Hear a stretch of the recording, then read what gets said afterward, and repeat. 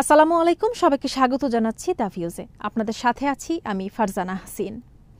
Iran থেকে petroleum ও petrochemical পণ্য কেনাবেচায় জড়িত থাকার অভিযোগে ভারতের ৬টি কোম্পানির উপর নিষেধাজ্ঞা আরোপ করেছে যুক্তরাষ্ট্র। দেশটির পররাষ্ট্র দপ্তরের বরাতে এ তথ্য জানিয়েছে ভারতীয় সংবাদ মাধ্যম এনডিটিভি। নিষেধাজ্ঞার ফলে এসব কোম্পানির যুক্তরাষ্ট্রে বা মার্কিন নাগরিকদের নিয়ন্ত্রণাধীন যে কোনো স্থানে থাকা সম্পদ ও অর্থনৈতিক স্বার্থ ব্লক বা জব্দ থাকবে বলে জানিয়েছে মার্কিন প্রশাসন। স্থানীয় সময় বুধবার এক বিবৃতিতে মার্কিন পররাষ্ট্র দপ্তরের মুখপাত্র বলেন, ইরানি শাসক গোষ্ঠী তাদের তেল বিক্রির রাজস্ব ব্যবহার করে মধ্যপ্রাচ্যে সহিংসতা উস্কে দিচ্ছে, বিদেশে সন্ত্রাসবাদে অর্থায়ন করছে এবং দেশের জনগণের ওপর দমন-পীড়ন চালাচ্ছে। এই পদক্ষেপের মাধ্যমে আমরা সেই অর্থ প্রবাহ বন্ধ করার চেষ্টা করছি।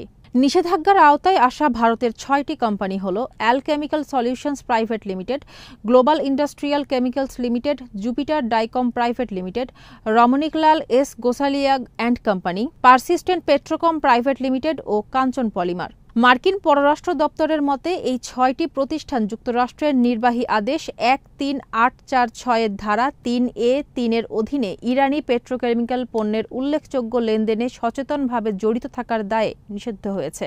বিবৃতিতে আরও বলা হয়, যেসব কোম্পানি এই নিষিদ্ধ প্রতিষ্ঠানগুলোর 50% বা তার বেশি শেয়ারে মালিকানা রাখে তারাও নিষেধাজ্ঞার আওতায় পড়বে। নিষেধাজ্ঞার ফলে মার্কিন নাগরিক বা প্রতিষ্ঠানের পক্ষে এই কোম্পানিগুলোর সঙ্গে কোনো আর্থিক লেনদেন, পণ্য বা সেবা আদান-প্রদান নিষিদ্ধ।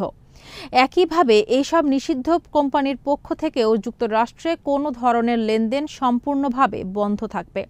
এর পাশাপাশি বিশ্বের আরও 20টি প্রতিষ্ঠানের ওপর একই ধরনের নিষেধাজ্ঞা আরোপ করেছে ওয়াশিংটন, যারা ইরানের সঙ্গে জ্বালানি ও পেট্রোকেমিক্যাল বাণিজ্যে জড়িত ছিল বলে দাবি করছে যুক্তরাষ্ট্র।